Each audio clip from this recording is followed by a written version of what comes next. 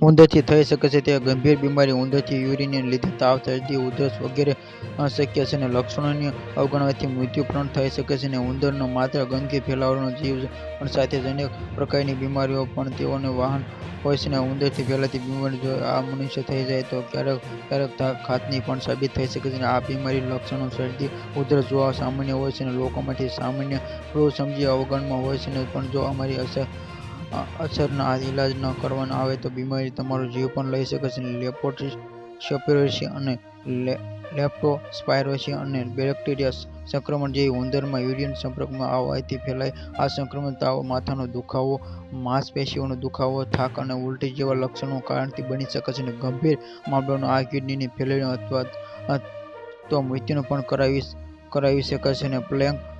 પ્લેગને bacterial infection અને ઉંદરથી કાપવાથી ફેલાય છે. આ સંક્રમણ તાવ, થાક, પરસેવા જેવા લક્ષણોનું કારણ બની શકે છે. જે ગંભીર મામલો તેનાથી મૃત્યુ પણ થઈ શકે છે.